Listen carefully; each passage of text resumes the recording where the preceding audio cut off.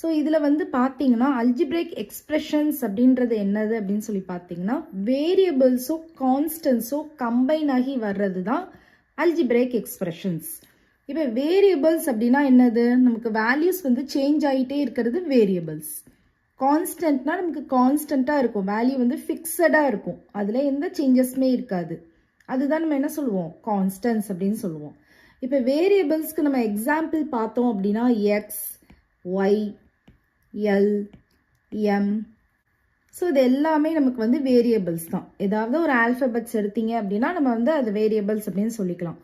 ஏன் இது வந்து மாறிட்டே இருக்கும் அப்படின்னா நம்ம இப்போ வந்து எக்ஸ்க்கு வந்து X is equal to 0 substitute பண்ணிக்கலாம், எக்ஸ் இஸ் ஈக்குவல் டு 1 போட்டுக்கலாம், எக்ஸ் இஸ் ஈக்குவல் டு 2 போட்டுக்கலாம். இந்த மாதிரி நம்ம கன்வீனியன்ஸ்க்கு ஏற்ற மாதிரி எந்த வேல்யூஸ்னாலும் நம்ம வேரியபிள்ஸில் சப்ஸ்டியூட் பண்ணிக்கலாம்.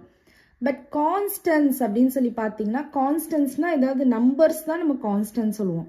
இப்போ 5, 2, 3, 8 இந்த மாதிரி நம்பர்ஸை தான் நம்ம என்ன சொல்லுவோம், கான்ஸ்டன்ஸ் அப்படின்னு சொல்லுவோம். ஸோ இதோட வேல்யூ வந்து நமக்கு சேஞ்ச் ஆகாது, ஃபிக்ஸடாக இருக்கும். ஓகேவா? இப்போது இது ரெண்டும் நம்ம கம்பைன் பண்ணி எழுதுறது தான் எக்ஸ்பிரஷன் அப்படின்னு சொல்கிறோம், அல்ஜிப்ராய்க் எக்ஸ்பிரஷன் அப்படின்னு சொல்கிறோம். அப்போ அதுக்கு எக்ஸாம்பிள் பார்த்தீங்கன்னா இப்போ x+3 அப்படின்னு இருக்கு. இப்போ இதில் இது வேரியபிள், இது கான்ஸ்டன்ட், ஸோ இது ஒரு எக்ஸ்பிரஷன். y-6 இருக்கு, ஸோ இது ஒரு வேரியபிள், இது வந்து என்னது, கான்ஸ்டன்ட். ஓகேவா? அப்போ இது ஒரு எக்ஸ்பிரஷன். எப்போ ஈக்குவேஷன் சொல்லுவோம் அப்படின்னா அதில் ஈக்குவல் டு சிம்பிள் இருக்குது. இப்போ y-6 இஸ் ஈக்குவல் டு 1 அப்படி இருந்துச்சுன்னா அதை நம்ம ஈக்குவேஷன் சொல்லுவோம்.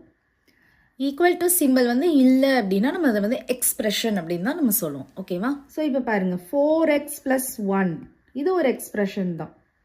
ஸோ இது 4x அப்படின்றது நமக்கு என்ன அர்த்தம், 4 × x + 1 அப்படின்னு அர்த்தம். ஸோ இதில் வேரியபிள்ஸும் இருக்குது, கான்ஸ்டன்ஸும் இருக்குது. ஸோ இது ஒரு எக்ஸ்பிரஷன், அல்ஜிப்ராய்க் எக்ஸ்பிரஷன் தான். x² x³ இதுவுமே நமக்கு அல்ஜிப்ராய்க் எக்ஸ்பிரஷன் தான். ஓகேவா? ஸோ இது எல்லாமே டீட்டெயில்டாக வந்து நீங்கள் படிப்பீங்க. x² அப்படின்றது x × x, x³ அப்படின்றது x × x × x.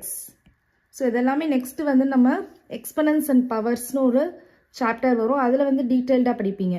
இந்த x² அப்படின்றத எப்படி மென்ஷன் பண்ணணும் அப்படின்றதெல்லாம். ஸோ இந்த x² என்ன சொல்லுவோம் அப்படின்னா x raised to the power 2.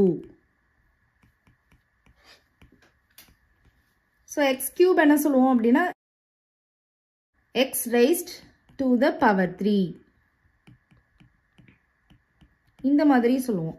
ஓகேவா? இதெல்லாம் உங்களுக்கு வந்து அந்த எக்ஸ்பனன்ஸ் அண்ட் பவர்ஸ் சாப்டரில் உங்களுக்கு இன்னும் டீட்டெயில்டாக அண்டர்ஸ்டாண்ட் ஆகும், ஏன் இந்த மாதிரி டேர்ம்ஸில் நம்ம சொல்கிறோம் அப்படின்னு. இப்போதைக்கு இந்த சாப்டரில் x³ அப்படின்றது ஒரு அல்ஜிப்ராய்க்